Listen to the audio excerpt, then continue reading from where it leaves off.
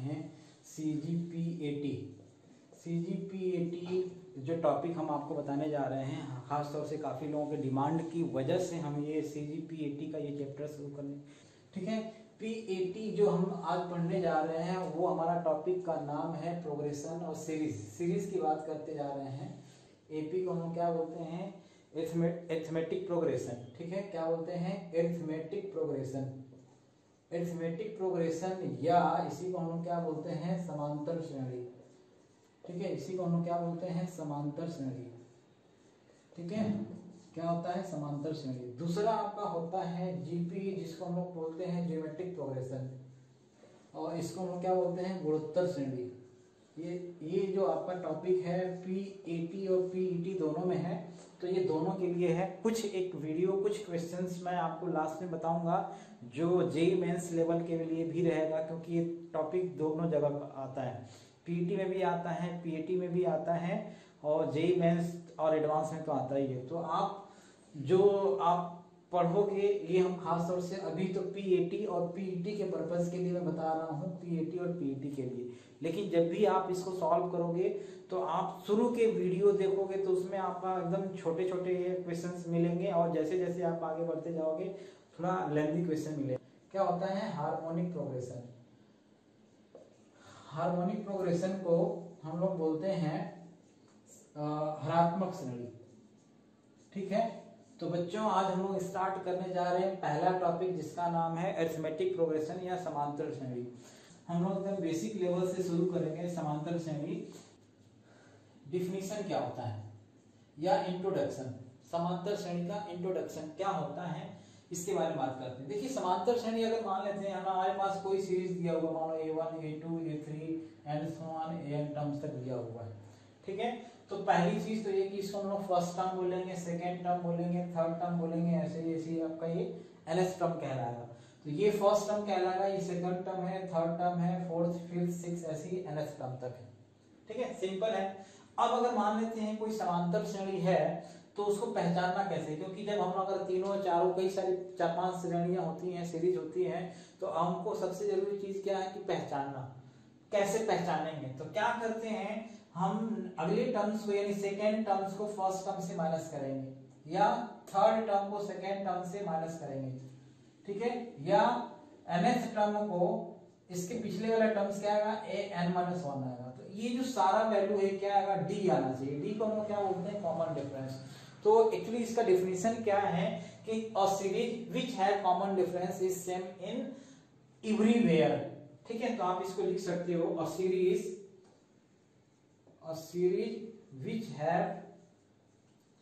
which have same common difference. Same यानी common difference क्या होगा, सीरीज में कहीं भी, चाहे आप यहां निकालो, चाहे यहां निकालो, चाहे यहां निकालो, चाहे यहां निकालो, हर जगह कॉमन डिफरेंस सेम होना चाहिए। सीरीज का अरिथमेटिक प्रोग्रेशन, सीरीज का ये आपका बेसिक डेफिनेशन है। तो अगर मान लिया, जैसे मान लो आपको, अब इसमें आपको एक चीज और मैं आपको बता दूं कि अगर किसी भी सीरीज में आपका ये फर्स्ट टर्म पता है, जैसे मान लो हमने A1 निकाल लिया, ठीक। A1 आपको किसी तरीके से पता है तो आप, और कॉमन डिफरेंस आपको पता है, तो आप क्या कर सकते हो, सीरीज भी बना सकते हो। तो जैसे मान लिया हमने A1 ये लिखा, तो A2 फिर क्या आ जाएगा, जो हमने A2 लिखा है तो A2 क्या आ जाएगा, A1 प्लस D आ जाएगा, ठीक है। ऐसे ही आप अगर मान लो A3 निकाल लोगे, कैसे, A2 में ऐड करके D निकाल सकते हो। ऐसे ही अगर मान लो A4 निकालना है तो क्या करोगे, A3 में D ऐड कर दोगे। तो ऐसे ही आपका सीरीज बनता चला जाएगा, और ये AN हो जाएगा, और A4 में सॉरी AN-1 में D ऐड कर दो, AN-1 में D ऐड कर दो। तो AN-1 का जो वैल्यू आता है वो क्या आता है, इसको हम लोग निकाल लेते हैं, A plus N-1 into D आता है। अब देखिए अगर मान लो ये सेकेंड टर्म, इसी को मान लो हमने ये फर्स्ट टर्म बोल दिया, T1 बोल दिया, ये T2 बोल दिया, ये T3 बोल दिया, T4 बोल दिया, ऐसे मान लो, तो ये हमारा Tn कहलाता है। तो Tn जो हमारा वैल्यू आएगा वो Tn कैसे आ जाता है, Tn is equal to A plus N-1 into D। ऐसे आप देखो T2 में अगर मान लेते हैं हम, इसको लिखूंगा A2 का वैल्यू मान लो अगर मैं इसमें ऐड कर रख देता हूँ, ये कैसे आता है मैं उसके बारे में आपको बता रहा हूँ कि आपको अगर मान लो T2 निकालना है तो T2 कैसे आएगा, A1 का वैल्यू रख दो, तो T2 is equal to A1 को मान लो मैंने कुछ देर के लिए ये मान लिया, तो T2 इज इक्वल टू फिर क्या आ जाएगा A1 यानी A प्लस डी आ जाएगा। ऐसे T3 का वैल्यू अगर आपको निकालना है तो A2 का वैल्यू A प्लस डी आ जाएगा। तो रख दो इसमें A2 का वैल्यू A2 का वैल्यू क्या आया A प्लस डी, तो यहाँ रख देते हैं A प्लस डी और प्लस डी ऑलरेडी है तो क्या आ जाएगा A प्लस 2D आ जाएगा। ऐसे ही अगर मान लो इसमें A प्लस 2D A3 का वैल्यू रखोगे तो ये आ जाएगा A plus 2D plus D यानी आपका आ जाएगा A प्लस 3D आ जाएगा। तो ये फोर्थ टर्म है तो A प्लस 3D आ रहा है, सेकेंड टर्म है तो A प्लस थर्ड टर्म है तो A प्लस 2D आ रहा है, फोर्थ टर्म है तो A प्लस 3D आ रहा है, सेकेंड टर्म है तो A प्लस D आ रहा है। तो nth टर्म क्या आएगा एक कम आएगा an is equal to A plus n minus 1 into D आ जाएगा।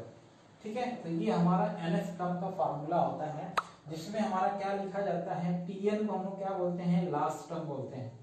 क्या बोलते हैं लास्ट टर्म। A क्या होता है फर्स्ट टर्म होता है, फर्स्ट टर्म प्रथम पद। n number of terms, number of terms. ठीक है, और D क्या होता है अभी हमने बताया कॉमन डिफरेंस। क्या होता है कॉमन डिफरेंस।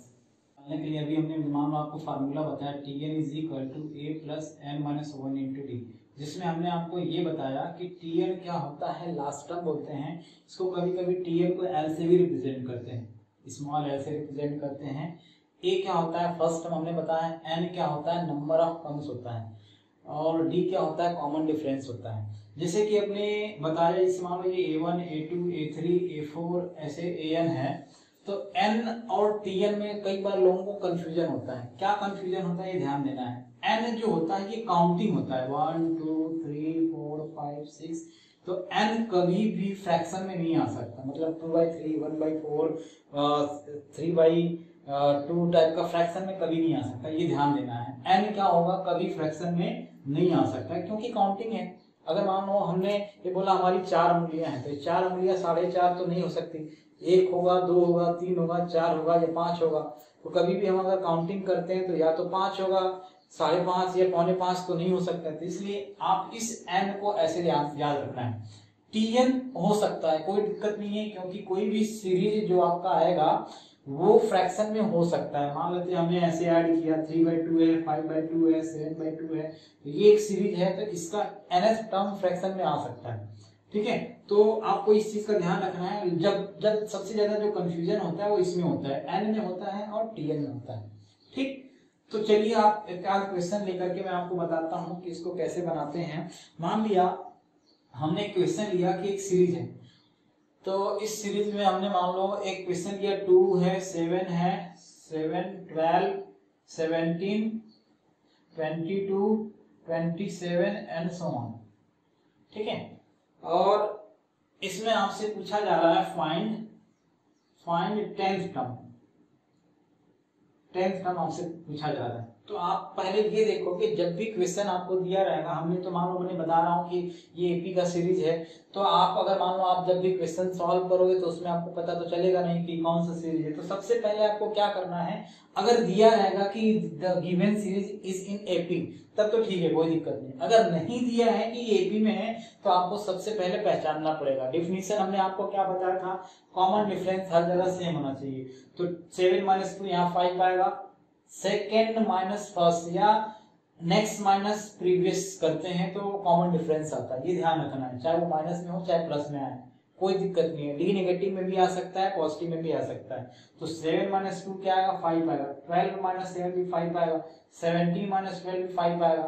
तो यहाँ से हमको ये दिख रहा है कि क्या क्या मिल रहा है, फर्स्ट टर्म मिल गया, 2 मिल गया, कॉमन डिफरेंस आपको क्या मिल गया 5 मिल गया। हमसे पूछा क्या कह रहा है, 10th टर्म पूछा जा रहा है, यानी 1 2 3 4 5 6 7 8 9 10। 10th टर्म क्या है, यानी n का वैल्यू दिया हुआ है 10। ठीक, तो सीरीज बनाने का पर्पस क्या हुआ, ये एपी सीरीज क्यों बनाई, क्यों हमको ये बताया गया। पहला तरीका ये है कि मैं इसको ऐसे लिखते चला जाऊं, डी पता चल गया, सब में डी ऐड करते चला जाऊं, हमारा सीरीज मिल जाएगा, और 10वें नंबर का जो टर्म्स आएगा वही हमारा आंसर हो जाएगा। तो वैसा भी तरीका है। अगर मान लो 10 की बजाय यहाँ पे यानी 10 की बजाय 100 दे दिया तो हमको लिखने में पूरा पेज भर सकता है और हमारा काफी टाइम भी वेस्ट होगा। तो इसलिए हम n की वैल्यू को इस तरीके से मतलब निकालेंगे, मतलब ये जनरल टर्म्स में न रख करके हम लोग क्या करते हैं, इस सीरीज का यूज करते हैं। तो हमने अभी आपको एक फार्मूला बताया, इसमें क्या क्या गिवन है वो हम निकाल लेते हैं। Tn की वैल्यू हमको फाइंड आउट करना है। n का वैल्यू 10 है तो हम T10 निकालते हैं। T10 is equal to a का वैल्यू क्या है 2 प्लस n माइनस 1, n का वैल्यू है 10 माइनस 1 इंटू d का वैल्यू है 5, d का वैल्यू है 5। ठीक है, तो 2 प्लस 10 माइनस 1 हो जाएगा 9, 9 इंटू 5 45, 45 प्लस 2 यानी 47 हो जाएगा। तो जो 10th टर्म आपका आएगा वो 47 आएगा। आप चेक करना चाहते हो कि क्या वास्तव में 47 आएगा, आप कर ले देखते हैं कि 27 के बाद प्लस 5 आएगा, डी ऐड करते थे, 5 क्या है डी है, तो 32 हो जाएगा, 37 हो जाएगा, 42 हो जाएगा और 47 हो जाएगा। 47 आंसर है, देखते हैं 10th टर्म है कि नहीं। 1 2 3 4 5 6 7 8 9 10, तो ये 10th टर्म है 47, यहाँ से भी वही आ रहा है और ऐसे भी वही आ रहा है। ठीक है, तो ये छोटा टर्म्स है तो आप डी ऐड करते करते भी निकाल सकते हो, कोई दिक्कत नहीं है। लेकिन अगर बड़ा टर्म्स है, डी का वैल्यू दिया हुआ है, एन का वैल्यू काफी बड़ा है जिससे हमको निकालना है, तो हम क्या करेंगे, इस तरीके से यूज करेंगे फार्मूले का। ठीक है, अब आपको मैं एक चीज और बता दूं कि इसमें जो क्वेश्चन सबसे ज्यादा पीईटी या पीएटी वगैरह में पूछा जाता है वो क्या होता है, इन चारों में से फर्स्ट, सेकेंड, थर्ड और फोर्थ। फोर्थ में से कोई भी 3 टर्म्स दे दिया रहेगा और फोर्थ टर्म पूछा जाता है। इसी टाइप का जनरली क्वेश्चन पूछा जाता है। एक जो पहला पैटर्न है क्वेश्चन पूछने का वो इसी में से कोई ना कोई आता है। दूसरा क्वेश्चन जो आपका आता है उसके बारे में बताने जा रहा हूं क्या होता है। ठीक है, इसको नोट कर लीजिएगा पॉज करके, मैं जल्दी इसको आगे बढ़ता हूं। नेक्स्ट क्वेश्चन जिसे मान लो आपका पूछा जाता है, कई बार एक दूसरा क्वेश्चन मैं लेके चल रहा हूं, या इसी को चलो मानो हमने ले लिया, इसी क्वेश्चन को ले लिया 2 7 12 17 22 एंड सो ऑन। ठीक है, लास्ट टर्म तक मान लो हमने इसको ले लिया, कहां तक आया था 37 तक आया था। ठीक है, डी का वैल्यू क्या था 47 आया था 47। तो इसमें क्या पूछा जाता है, जैसे कभी कई बार पूछा जाता है कि यहां से 10th टर्म निकालिए, ऐसे समझिए, मान लिया 1 2 3 4 5 6 7 ये 7 लाइन है। मैं आपसे पूछूं कि इधर से जब आप चलोगे तो थर्ड नंबर का लाइन कौन सा होगा, आप बोलोगे ये। अगर मैं इधर से पूछूं तो कौन थर्ड नंबर का लाइन कौन सा होगा, ये। तो इसमें अब क्या पूछा जा रहा है, ये वाले क्वेश्चन में ये पूछा जा रहा है कि आप पीछे से 10वां टर्म्स कौन सा है उसको बताइए। तो आप इसमें हेडिंग डालेंगे क्या चीज, the nth term from the last, nth term from the last. ठीक है, अंत से nवां पद, ये क्या होता है, शुरू से होता है। और हम अब जो आपको बताने जा रहा हूं क्या होता है, अंत से nवां पद क्या है। तो आपको कुछ याद करने की कोई जरूरत नहीं है, आपको क्या करना है, सिंपल सा बस ये देखना है, एक फार्मूला लगाना है। अगर मान इसमें टोटल नंबर ऑफ टर्म्स कितने आ रहे थे, अभी हमने निकाला था नंबर ऑफ टर्म्स कितने आ रहे थे 10 आ रहे थे, मतलब ये टोटल नंबर ऑफ टर्म्स 10 है ही पहले से। इसमें ए क्या दिया हुआ है, ए है आपका फर्स्ट टर्म, 2 है, कॉमन डिफरेंस डी क्या है 5 था। ठीक, तो हम लोग क्या करते हैं, जो टर्म्स पीछे से पूछा जा रहा है, कौन सा टर्म्स पूछा जा रहा है, 10वां टर्म्स पूछा जा रहा है। ठीक है, 10वां टर्म्स तो ये ऑलरेडी है ही, चलो कोई और ले लेते हैं। तो तीसरा हमने मान लो चौथा टर्म्स पूछा जा रहा है, इधर से पीछे से चौथा टर्म्स, तो चौथा टर्म्स मान लो r इज इक्वल टू 4 कर दिया, तो ये आपका फार्मूला बन जाएगा। ये n की बजाय हम यहाँ पे लिखेंगे n minus r plus 1 term आपका है, मतलब n क्या है, नंबर ऑफ टर्म्स यहाँ पे टोटल 10 है, तो 10 माइनस कौन सा टर्म्स पूछा जा रहा है, -4 और +1, यानी आपका आ जाएगा 10 माइनस 4 यानी 6 + 7। तो इसका मतलब ये हुआ कि शुरू से जो 7वां टर्म्स है वो पीछे से चौथा पद आएगा। ठीक है, जो शुरू से 7वां पद है वो पीछे से कौन सा टर्म से चौथा पद, वही हमसे पूछा जा रहा है। तो हमको एक्चुअली ये फार्मूला पता है, हम इसके लिए निकालना चाहते हैं, तो हम क्या करेंगे, T7 टर्म सब निकालेंगे। तो अब यहाँ पे n का वैल्यू क्या आ जाएगा, 7 रख देंगे बस। तो 2 प्लस n माइनस 1 यानी 7 माइनस 1 इंटू डी का वैल्यू है 5, तो 2 प्लस 7 माइनस 6 इंटू 5 यानी 30 यानी 32। तो रख के देख लेते हैं, देखते हैं क्या आता है, 25 27 32 37 42 और 47। ठीक है, हमने क्या बोला था कि पीछे से चौथा पद, तो 1 2 3 4, ये पीछे से चौथा पद ये आ रहा 32 आ रहा। आगे से देखते हैं 1 2 3 4 5 6 7, सातवां पद आगे से आ रहा है और पीछे से चौथा पद आ रहा है। तो देखिए ये सातवां पद 32 आ रहा है और पीछे से भी 32 आ रहा है। तो आपको सिंपल क्या करना है, आपको ये फार्मूला याद रखना है। कौन सा? अभी हमने बताया nth term from the beginning, nth term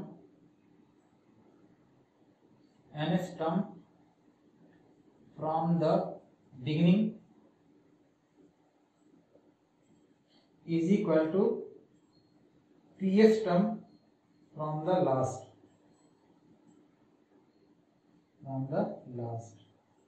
तो उसका फार्मूला अभी हमें क्या होता है, T N minus P H की वजह आर एस लिख दो, N minus are plus one, ये वाला टर्म। तो ये लास्ट से आपका आ जाएगा, या लास्ट से दिया गया है तो बिगिनिंग से आ जाएगा, उल्टा भी कर सकते हो, कोई दिक्कत नहीं है। मान लो ये लास्ट से दिया गया है और बिगिनिंग से पूछा जा रहा है, तो आप इस तरीके से निकाल सकते हो। ठीक है, कुछ एक क्वेश्चन जैसे मान लो हमने एक क्वेश्चन और ले लिया, क्यूथ term of an AP is Q, P, sorry, then find, यही वाला क्वेश्चन आपको इस तरीके से भी मिल सकता है, mth term is n and nth term is n, then find the m plus nth term। तो आपसे मानो हमने पूछा rth term मानो पूछ दिया, इसी को दो तीन तरीके से घुमा करके पूछा जा सकता है। ठीक है, ध्यान देना है इसमें, क्या ध्यान देना है कि ये जो सारी चीजें हैं वो सिर्फ एक ही सीरीज के लिए है, किसी एक सीरीज के लिए, क्योंकि कंफ्यूजन इसी में होता है कि ये सिंगल सीरीज के लिए है कि अलग अलग सीरीज के लिए। तो मान लिया वो जिस सीरीज के बारे में पूछा जा रहा है उस सीरीज का फर्स्ट टर्म ए है और कॉमन डिफरेंस डी है, क्योंकि दिया है। तो फर्स्ट टर्म और कॉमन डिफरेंस सभी के लिए सेम ही रहेगा, क्योंकि ये उसी सीरीज की बात की जा रही है। ठीक है, अब सेकेंड चीज की बात किया जा रहा है पीएच टर्म। तो चलो हमने पीएच टर्म लिख लिया, TP is equal to A plus P minus one into D. मान लो ये इक्वेशन 1 हो गया। अब आपसे पूछा जा रहा है क्यूएच टर्म, क्यूएच टर्म, अच्छा पीएच टर्म का वैल्यू आपको दिया हुआ है, क्या दिया हुआ, क्यू दिया हुआ है, ये इक्वेशन 1 बना लिया। अब क्यूएच टर्म का वैल्यू जहां nth था वहां पी और पीएच और क्यूएच हो गया, जो अभी हमने nth टर्म का फार्मूला लिखा था। तो टी की इज इक्वल टू क्या लिखेंगे, a plus q minus one into d. N को क्यू से और एन को पी से रिप्लेस कर दिया, इसका वैल्यू क्या दिया हुआ है, पी दिया हुआ है, गिवन है, क्वेश्चन में गिवन है। तो आपसे पूछा जा रहा है आरएथ टर्म क्या होगा, तो a plus are minus one into d का वैल्यू क्या होगा वो हमसे बताना है। ठीक, तो देखिए हमको आरएथ टर्म का वैल्यू निकालने के लिए हमको क्या चाहिए, दो चीजों की जरूरत है, ए और डी की जरूरत है। ए और डी कैसे निकलेगा, इन दोनों इक्वेशन का यूज करके हमको ए और डी का वैल्यू निकालना पड़ेगा। चलिए देखते हैं, निकालते हैं। तो पहले मैंने इसको हटा दिया, हमको निकालना है ये चीज निकालना है, T are is equal to A plus are minus one into D निकालना है। मैंने क्या किया, इन दोनों को माइनस कर दिया, माइनस कर देंगे तो ए कैंसिल हो जाएगा, डी का वैल्यू निकल जाएगा। देखते हैं कैसे निकलेगा। मान लो इक्वेशन 1 माइनस इक्वेशन 2 कर दिया, तो इन दोनों को जब माइनस करेंगे तो ये और ये कैंसिल हो जाएगा, डी दोनों में कॉमन है तो डी मैंने पहले ही कॉमन लिया, बचेगा क्या, p माइनस वन माइनस यहाँ आएगा माइनस क्यू और plus one is equal to, इसको इससे माइनस करेंगे तो ये हो जाएगा q माइनस p हो जाएगा। तो d का वैल्यू ये 1 से 1 कैंसिल हो जाएगा, d का वैल्यू आएगा आपका, डायरेक्ट मैं कर देता हूँ, d is equal to q minus p divided by p minus q. यहाँ माइनस कॉमन ले लेते हैं तो ये आ जाएगा q minus p divide by minus q minus p. ठीक, ये कैंसिल हो जाएगा, बचेगा क्या, माइनस वन आ जाएगा, माइनस वन। डी का वैल्यू पता चल गया। अब जब डी का वैल्यू पता चल गया तो मैं डी की वैल्यू को क्या करूंगा, किसी एक इक्वेशन में पुट कर देता हूँ, तो ए का वैल्यू मिल जाएगा। तो a plus P minus one into minus one is equal to q. तो ए का वैल्यू हमको निकालना है, देखते हैं। तो ए इसको अंदर मल्टीप्लाई करेंगे तो a minus p plus one is equal to q, अंदर मल्टीप्लाई करेंगे तो माइनस प्लस प्लस माइनस हो जाएगा, यानी ए इज इक्वल टू क्या आ जाएगा, p plus q minus one हो गया। अब हमको क्या करना है, इस a की वैल्यू को और d की वैल्यू को जो हमसे पूछा गया था उसे इनपुट कर देना है। तो टी आर क्या आ जाएगा, t are is equal to a का वैल्यू है अभी हमने निकाला ये p plus q minus one plus d का वैल्यू है माइनस वन, तो माइनस वन रखेंगे तो r plus are minus one into minus one. Solve कर लेते हैं तो p plus q minus one, अंदर मल्टीप्लाई करेंगे तो माइनस आर प्लस वन, ये वन से वन कैंसिल हो जाएगा, बचेगा क्या P plus q minus r. तो ये आपका आर टर्म आ जाएगा, p plus q minus r आपका वैल्यू है। ठीक है, फटाफट नोट कर लीजिए। इस टाइप के बहुत सारे क्वेश्चन मिलते हैं, बस यहाँ पे आपको ध्यान देना है कि पीएच और क्यू, पीएच का वैल्यू क्यू है, क्यूएच का वैल्यू पी है, तो यहाँ पे कई बार क्या होता है पी प्लस क्यूएच का वैल्यू पूछा जाता है। तो जब वहां पे पूछा जाएगा पी प्लस क्यूएच का वैल्यू, तो ए और डी तो सेम रहेगा, ए और डी सेम रहेगा। हमको क्या करना है, ए और डी की जगह यहाँ पे बस पुट कर देना क्या चीज, जिसे मान लो अगर वैसा टाइप का पूछा जाता है। चलिए मैं उसको बता, p plus q h term, r की बजाय अगर हमको दे दिया कि पी प्लस क्यूएच टर्म बताइए तो क्या होगा। तो P प्लस क्यूएच टर्म अगर आपसे पूछा जाएगा तो टी पी प्लस क्यूएच हो जाएगा यहाँ पे, यानी A plus P plus q minus one into D हो जाएगा। तो A का वैल्यू अभी हमने निकाला था, यहाँ पे ये है P plus q minus one plus P plus q minus one into d, d का वैल्यू वही रहेगा, क्या आ जाएगा P plus q minus one minus p minus q plus one. तो minus p minus q cancel हो जाएगा, बचेगा क्या, यहाँ भी ये भी कैंसिल हो जाएगा, बचेगा जीरो। तो t p plus q h term का जो वैल्यू आएगा वो क्या आ जाएगा, जीरो आ जाएगा। इसी में कई बार हो सकता है कि P plus Q plus one term का वैल्यू बताइए, तो इसी में घुमा फिरा के पूछता है। आपको ये वाला क्वेश्चन तो कर ही लेना है और एक बार आपको खुद से बना करके देखना है, ठीक है, तभी आपके कुछ क्वेश्चंस बनेंगे। ठीक बेटा, फटाफट नोट कर लीजिए। चलिए नेक्स्ट क्वेश्चन देखते हैं। इनसे रिलेटेड मैं जितना क्वेश्चन कर रहा हूं वो कम है, आप क्या करिए इनसे रिलेटेड अगर आपको क्वेश्चन और चाहिए तो मैं आपको क्वेश्चन प्रोवाइड कर दूंगा, और कोई क्वेश्चन अगर आपको समझ में नहीं आता है तो आप कमेंट बॉक्स में कमेंट कर सकते हैं।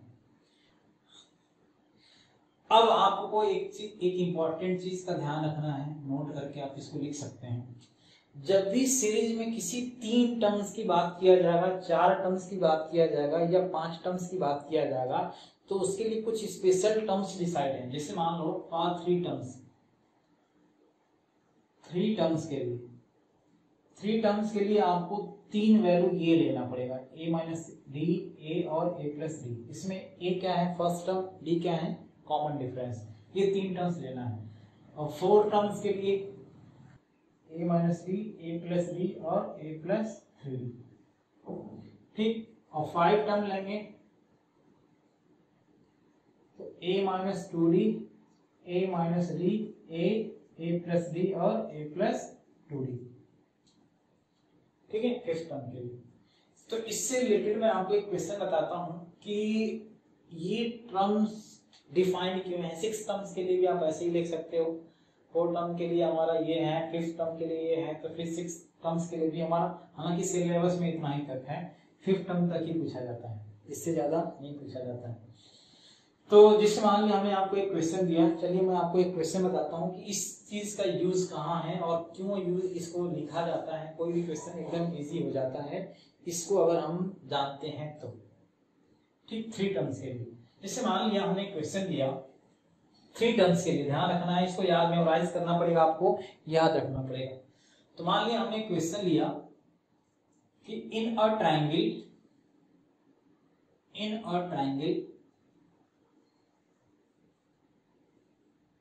the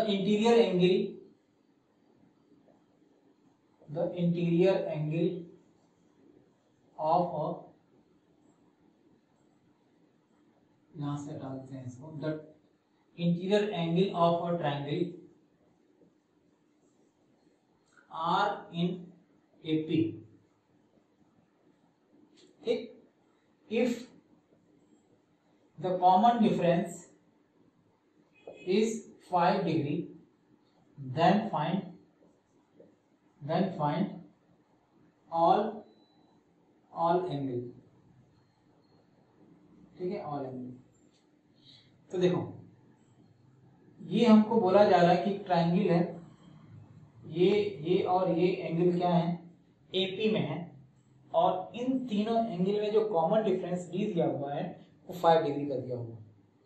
तो यहाँ पे 3 टर्म्स की बात किया गया। तो जब भी हमारा 3 टर्म्स आएगा तो हम लोग क्या अभी हमने बताया था, 3 टर्म्स के लिए a माइनस डी, फिर क्या लेते हैं a और a प्लस डी लेते हैं। ठीक, मान लो ये पहला एंगल है, दूसरा एंगल है, तीसरा एंगल है, सबसे छोटा वाला एंगल ये होगा, उससे बड़ा ये, उससे बड़ा ये, तीनों एंगल। तो एक्चुअली कोई भी जब ट्रायंगल होता है तो तीनों एंगल का जो सम होता है वो क्या होता है, 180 डिग्री। इंटीरियर एंगल का जो सम होता है वो क्या होता है, 180 डिग्री। तो अब उससे फायदा क्या होगा, वो 3 टर्म्स ले लेगा कि यहाँ डी और डी कैंसिल हो जाएगा। ठीक, बचेगा क्या, a और a, यानी 3a इज इक्वल टू 180। तो a इज इक्वल टू क्या जाएगा, 180 डिवाइड बाई 3 यानी 60 डिग्री। तो अब a का वैल्यू पता चल गया। तो हमको 3 एंगल हमने माना था कि ये छोटा एंगल है, इसके बाद ये वाला है और इसके बाद ये वाला है। तो a माइनस डी का वैल्यू आपको दिया गया है 5 डिग्री। तो 60 माइनस 5, डी का वैल्यू 5 है यानी 55 हो जाएगा। और दूसरा एंगल आ जाएगा a 60 डिग्री, और तीसरा a प्लस डी यानी 60 प्लस 5 यानी 65 डिग्री। तो पहला ये, दूसरा ये और तीसरा ये, तीन एंगल। ठीक है, तो इस टाइप का क्वेश्चन बड़ा फेवरेट है पीईटी और सीजी पीएटी के लिए, तो आपको ये ध्यान रखना है। तो आप इसको नोट कर लीजिए, और अगर कहीं समझ में नहीं आता है तो इसको बार बार रिवाइंड करके देख सकते हैं आप।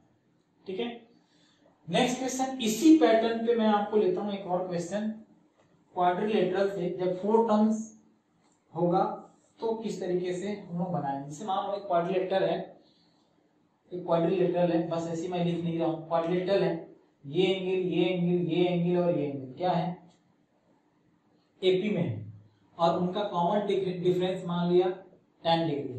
तो हमसे क्या पूछा जा रहा है, बाकी सब एंगल बताइए। तो बाकी सब एंगल के लिए जब भी हमने 4 टर्म्स की बात किया था, 4 टर्म्स के लिए हमने क्या लिया था, a माइनस 3d, फिर a माइनस डी, फिर a प्लस डी और a प्लस 3d। सम जो होगा ये 180 180 360 डिग्री। क्वाड्रिलेटरल के इंटीरियर एंगल का जो सम होता है कितना होता है, 360।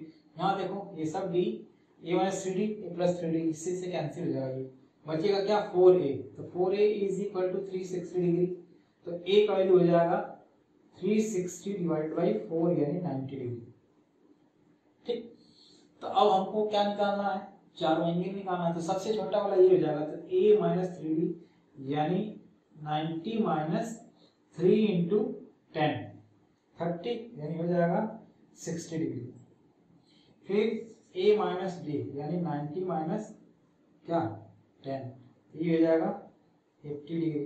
फिर a प्लस डी यानी 90 प्लस 10 यानी 100, और a प्लस 3d यानी 90 प्लस 30 हो जाएगा आपका 120 डिग्री।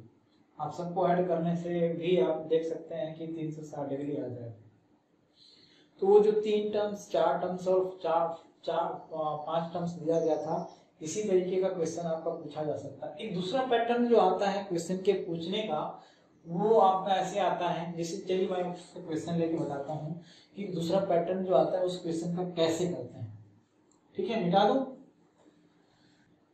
ठीक है, तो यहाँ पे आपको क्या बोला जा रहा है, sum of 3 numbers is 15 in AP,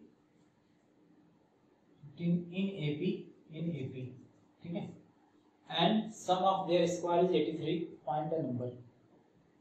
तो चलिए 3 नंबर्स की बात किया जाए तो 3 नंबर्स में हमारा 3 नंबर्स कौन कौन सा लेते हैं, a माइनस डी, a और a प्लस डी लेते हैं। तो इसका जो सम दिया हुआ पहली लाइन यही बोला जा रहा है, तो वो क्या दिया हुआ है 15 दिया हुआ, तो a minus d, a plus D, D भी कैंसिल हो जाएगा, बचेगा क्या 3a, a is equal to 15, तो a 3a is equal to 15, तो a इज इक्वल टू हो जाएगा 5। ठीक, a का वैल्यू फर्स्ट टर्म में निकल गया 5। तो ये हो गया, अब फर्स्ट टर्म निकल गया, तो यानी पहला टर्म हमने माना a माइनस डी, दूसरा a है, फर्स्ट टर्म हमने माना है a माइनस डी, a और a प्लस डी माना है, तो ये वाला निकल गया। ठीक, ये वाला निकल गया, मतलब हम देखें तो यहाँ भी 5 आ रहा है, यहाँ भी 5 आ रहा है, यहाँ भी 5 आ रहा है और यहाँ भी 5 आ रहा है। तो हमको और आगे सॉल्व करना पड़ेगा। अब क्या बोला, सम ऑफ देयर स्क्वायर, यानी a माइनस डी का स्क्वायर, फिर a का स्क्वायर और a प्लस डी का स्क्वायर, क्या दिया हुआ है, 83 दिया हुआ है। ठीक, देखो अगर ये ऑब्जेक्टिव टाइप का क्वेश्चन जैसे ये दिया हुआ है, ऑप्शन दिया हुआ है, तो हम क्या करेंगे, इसमें रख करके सेटिस्फाई करा देंगे, हमारा आंसर तुरंत एक लाइन में आ जाएगा। ठीक है, कई बार हिट एंड ट्रायल मेथड इसको बोलते हैं। अगर कोई ऑप्शन दिया हुआ है और हमको इक्वेशन सॉल्व करना है, तो हम क्या करेंगे, इस इक्वेशन में पुट कर देंगे और हमारा आंसर तुरंत निकल के आ जाएगा। और अगर हम ये नहीं करना चाहते हैं, कोई भी ऐसा क्यों चाहेगा, अगर जैसे मान लो कहीं ऐसा हुआ एग्जाम वगैरह में, जैसे बोर्ड एग्जाम वगैरह में है, करना पड़ा, सॉल्व करके दिखाना है, तो कैसे दिखाएंगे उसके बारे में हम लोग बात करने जा रहे हैं। तो चलिए मान लिया हमने इसको पहले ओपन कर लेते हैं, a square plus b square minus 2ab हो जाएगा, और यहाँ ए स्क्वायर हो जाएगा, ये हो जाएगा a square plus b square plus 2ab is equal to 83। A square a square a square 3a square और ये डी स्क्वायर और ये डी स्क्वायर, तो 2d square is equal to कितना 83।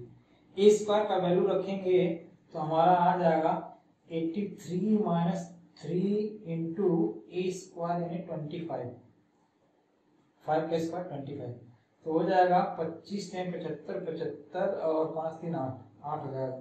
तो 2d square is equal to हो जाएगा 8, तो d square is equal to 4, तो d का वैल्यू हो जाएगा 2 प्लस माइनस 2। ठीक है, दो वैल्यू आएगा।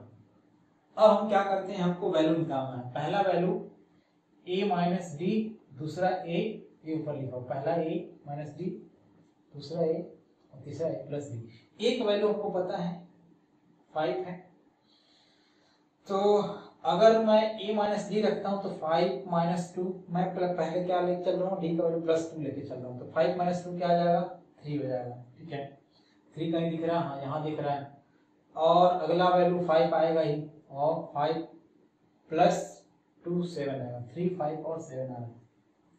ठीक, 3 5 और 7 बी ऑप्शन है। अगर मैं मानो नेगेटिव वाला वैल्यू लेके चलता हूं तो क्या होगा, तो नेगेटिव वाला वैल्यू अगर मैं लेके चलूंगा तो क्या आएगा, a का वैल्यू है हमारा, a का वैल्यू आया था 5 और माइनस माइनस 2 रखूंगा तो क्या आ जाएगा 5 प्लस 2 7 आ जाएगा।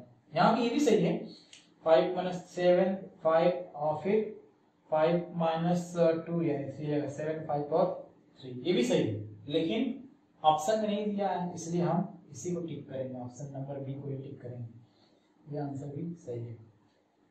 तो आपके पास दो ऑप्शन है, क्योंकि कॉमन डिफरेंस यहाँ पे दोनों वैल्यू आएगा, 7 5 3 आ जाएगा, और प्लस में और माइनस में दोनों वैल्यू आ रहा है, तो दोनों हम लेके चलेंगे। ठीक है, ये आपका है। तो ये रहा आपका NH टर्म से रिलेटेड सम। जब भी आपको NH टर्म का से रिलेटेड कोई क्वेश्चन आएगा तो इनसे रिलेटेड हमने जितना था सारा चीज बता दिया, और अगर इसमें भी आपको कहीं डाउट है तो आप कमेंट में पूछ सकते हैं। ठीक है, thank you and have a nice day.